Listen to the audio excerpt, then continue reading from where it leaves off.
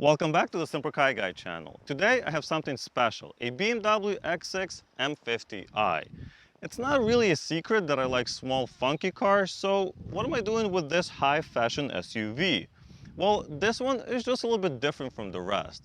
Not only is it an SUV, but it's also a coupe in a way. And oh yeah, it's definitely funky. So in this video, we will take a look at the exterior and talk about its distinctive looks, check out the interior, including the tech and other fun features, go over the engine and listen to that sweet, sweet V8 under the hood, and then take it on a short little drive.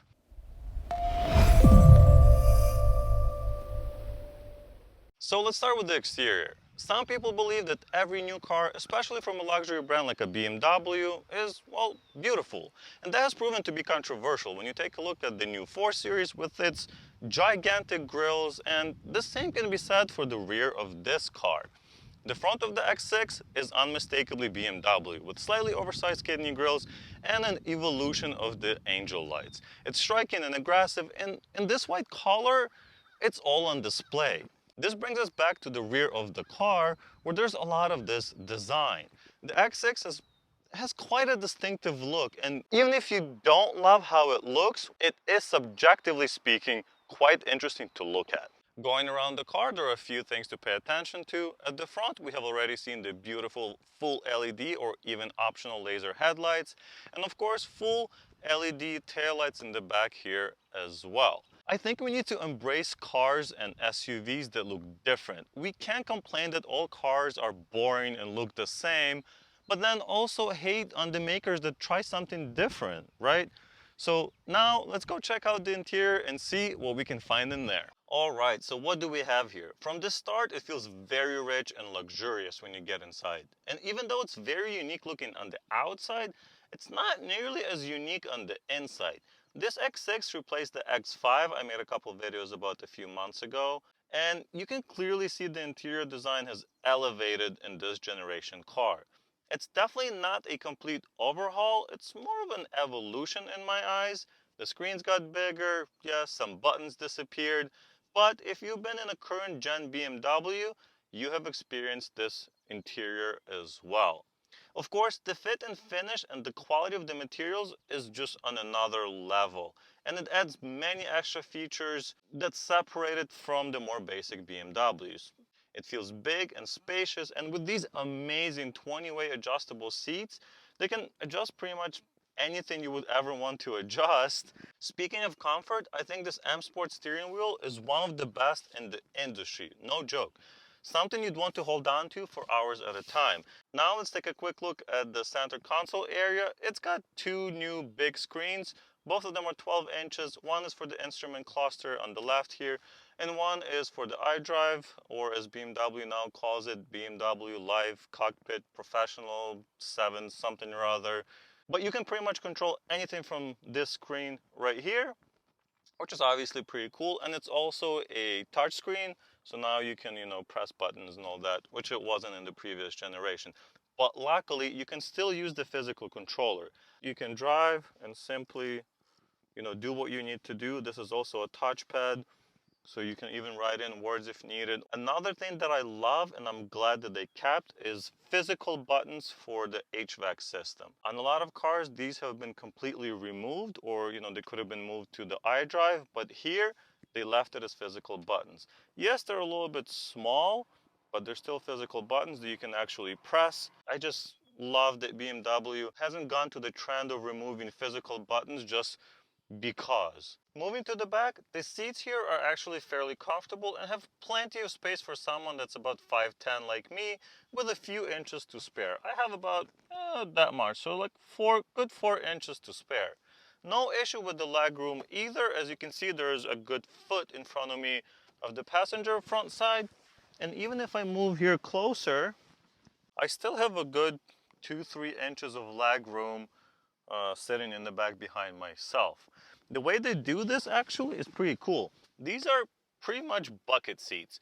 They're not like a regular bench. It's a bucket seat that's dropped down and back. So even though the line is sloping here, you get all of this space. Plus there's a cutout here for your head. Trunk space is of course not as big as the X5, but the owner of this vehicle was able to fit plenty of stuff while moving. And remember, style over function. And now let's talk about the powertrain, my favorite subject.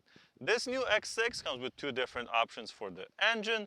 The B58, which is a straight 6 turbocharged engine that's found in other M Sport cars and also in the new Toyota Supra. But those are much smaller and lighter cars. So for this beast, you want the N63 twin-turbo V8 engine. It's important to understand that this is the N63 TU3 engine. So this is the technical update 3, which is the updated version of the engine that you got in the last generation 50i cars. Of course, this one makes 80 more horsepower and 70 more pound-feet of torque. So it's definitely been worked on since then. Who can complain about 523 horsepower and 553 torques under the hood of a family SUV? This beast can get to 60 miles an hour in under 4 seconds if you do it right and use launch control. So I think it's finally time to get it started and see what it sounds like. Since this is an M Sport car, the engine sound is very important to the overall experience. When you first start the car, you can hear the aggressive V8 roar and come to life. It sounds great on the outside no matter where you are, even here at the engine itself. As you can see at idle, the car is pretty tame. It doesn't sound very loud or aggressive or obnoxious in any way. So I think that's really good for, a family SUV in a way. But I'm gonna put it in sport and give it a little bit of gas. Let's see how the sound changes once we do that.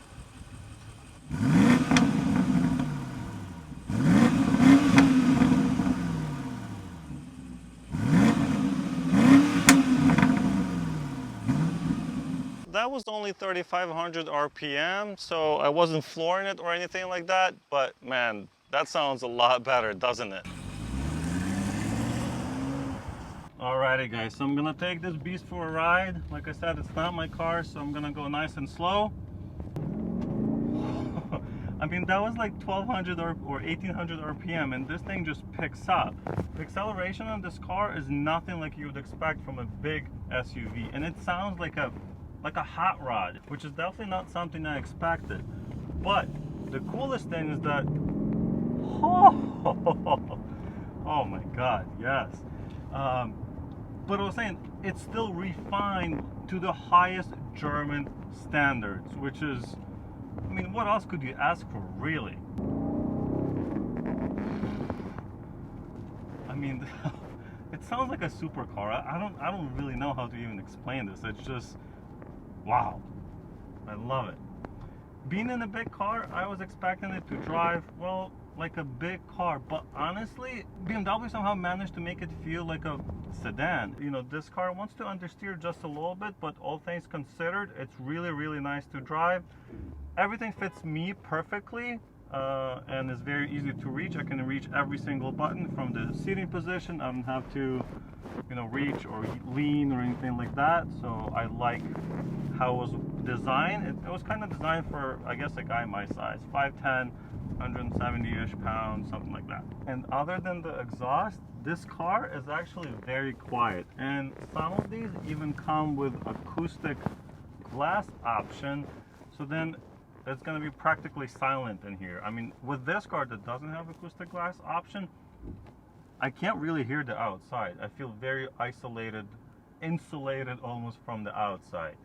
Well, that's about all I have for you guys on this BMW X6 M50i. If you'd like to see more videos on this car, leave a comment down below and let me know what exactly you'd like to see. Don't forget to subscribe for more car videos, and I'll see you in the next one. I'll go drive this for a couple more minutes before I get it back.